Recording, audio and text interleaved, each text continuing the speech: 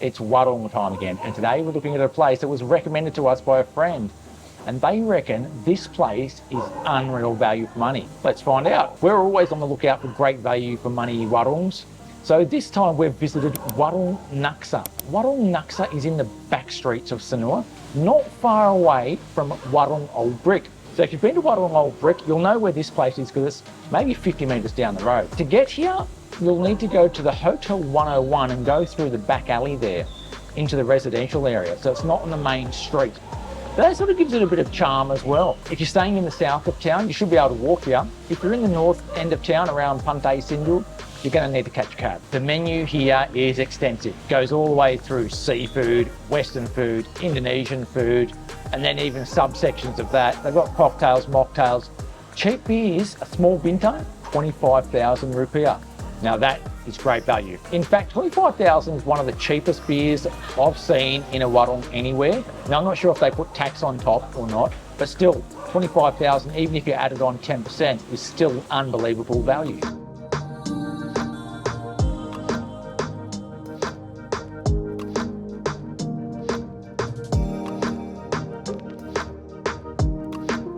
All the seating here at Warung Naksa is indoor. There's no air conditioning. A room for about 40 people here. So if you've got a large group, you can easily fit in. It is a very busy place at times. I'm here at a very quiet time. I purposely came here between meal times. But if you're here at dinner time, it has a reputation of being very popular. So just be aware that you might not get in with a large group if you come here at peak time.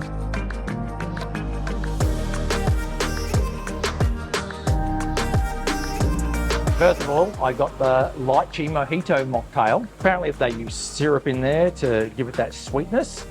We've got a bit of fresh lime on the side, a bit of fresh mint, which should be okay. Yeah, that's quite good. 25,000 for this one. Nice, refreshing, icy drink on a hot day like this is perfect. Susan got the iced ginger tea, which comes without sugar. It's just a plain ginger tea. I know what it's going to taste like already. It's going to be very, very plain. And it is. It's actually quite nice. It's got like a hint, like a fragrance there. Maybe even like a pandan fragrance. I don't really taste any ginger. They do give you sugar on the side.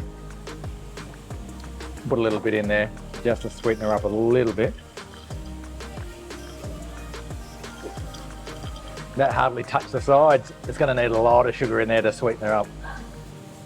But again, it's really refreshing. Now the ginger they use in this, they've got these big chunks of fresh ginger they've sliced up and put in the bottom. And that sort of infuses into the tea.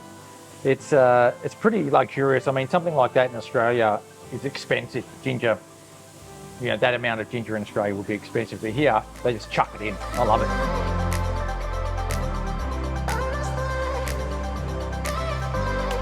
So I got the soto ayam. Soto ayam is a classic Indonesian dish. You'll find this in a lot of warungs. You'll find it at a lot of food carts as well. It's that sort of really standard Indonesian dish. And it's like a soup. I would say it's more like a, I don't know, almost like a chicken noodle soup in a lot of ways. It's usually a clear broth. This is a little bit less clear than normal. But it's still very good. And this might have a bit of soy sauce in it or something like that to make it a little bit more brown. Pretty standard to have a lot of that shredded cabbage in there. And then always you have pieces of chicken in there. This is all boneless chicken.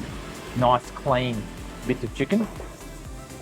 Really tender, really nice. And then it's pretty standard to have an egg or half an egg in there. We've got 2 halves of egg in this one.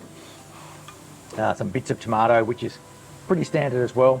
A few little glass noodles in there. It's a fantastic dish, and here at Warung Naksa, it's very flavoursome as well. If we dig down the bottom, they've got a lot of chopped veggies, bits of carrot, bits of lobak. I don't know what lobak is in English. It may be a radish, I think. Beautiful.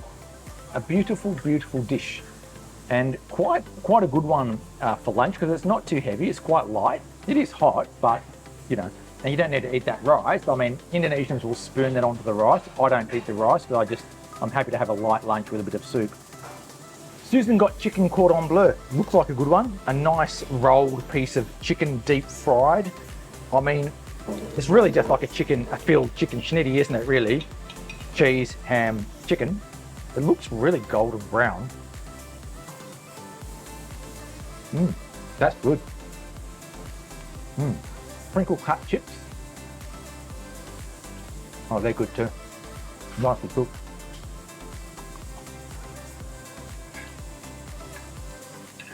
There's a mushroom sauce you can put on your little cordon bleu there.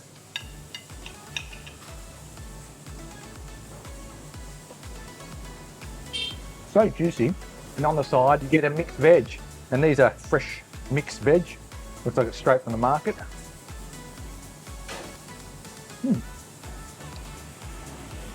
Quite good.